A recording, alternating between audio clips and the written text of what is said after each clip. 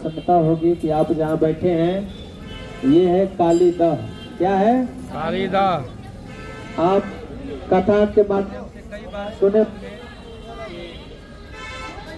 भगवान अपने ग्वाल मित्रों के साथ यमुना के तट पर प्रतिदिन खेल खेलते थे। एक दूसरे के ऊपर गेंद जो मारा जाता है,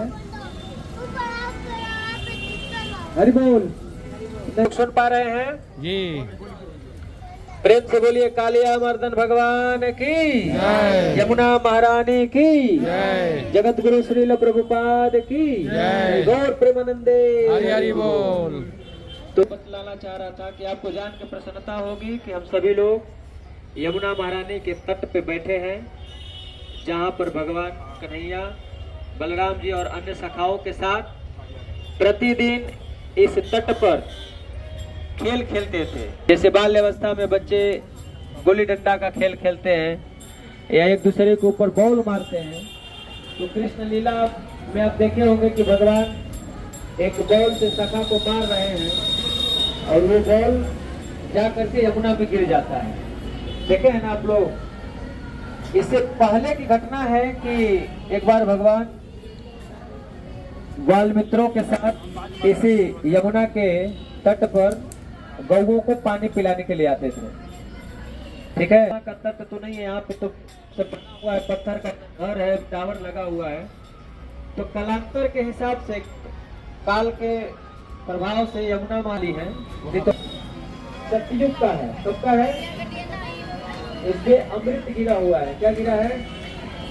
इससे गरुड़ जी एक बार अमृत, उसमें 2 का गुणा करेंगे तो द्वापर का आएगा, उसमें 3 का गुणा करेंगे तो त्रेता का, 4 का गुणा करेंगे तो सतयुग का। अब इस वृक्ष पर आप मिला सकते हैं कि पुराना वृक्ष है। ठीक है, और ये यही भाग्यशाली है। ये जो देख रहे हैं ना, यमुना के तट में ये पानी में झूला हुआ वृक्ष का डाल है, जिस पर भगवान चढ़ करके यमुना में छलांग लगाए थे। किसके लिए? बॉल के लिए, गेंद के लिए। लेकिन उसके पीछे का बहुत सुंदर कारण था। कारण क्या था कि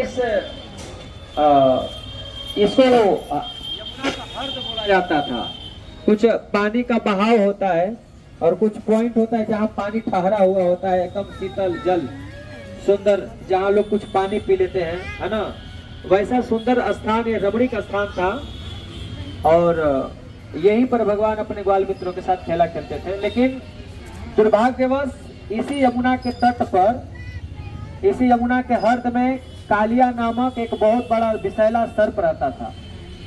और जब भी वो श्वास छोड़ता था तो उसके मुंह से विष आता था, और उस विष के प्रभाव से यमुना का पूरा जल जो है, यमुना का पूरा जल क्या हो गया? दूषित हो गया, दूषित हो गया, विषमय हो गया। अब भगवान गौचारण के लिए जब भी आते यहाँ, जब गायें एक बार पानी पी ली थी तो सारे गैया क्या हो गई? मर गई, सारे ग्वाल बाल मर गए ये पानी पी करके। लेकिन भगवान ने अपनी कृपा दृष्टि से सभी को जीवित, लेकिन उन्होंने विचार किया कि इतना सुंदर रमणीक स्थान को ये कालिया ने दूषित कर रखा है, अब उसको यहाँ से भगाना चाहिए, है ना? उसके विष का प्रभाव इतना खतरनाक था कि कोई पक्षी भी, आसमान मार्ग से कोई पक्षी अगर उड़ती थी तो भी झुलस के गिर जाती थी। इतना खतरनाक उसका विष था कालिया का। आपको चखना है उसका विष? थोड़ा सा एक बूंद ट्राई के लिए है ही नहीं है, सही बोला आपने।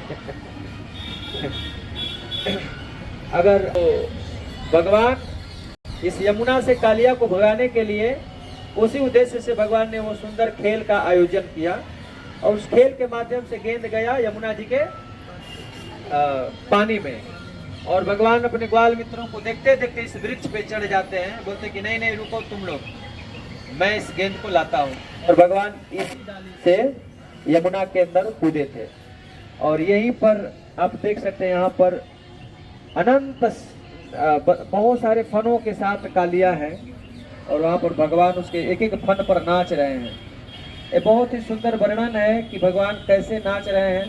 कालिया जैसे ही उसके अनेक फन है, एक फन वाला नहीं था, अनेक फन। जब भी किसी ढंग से भगवान को मारना चाहते तो भगवान छटक के उनकी निगाहें आपको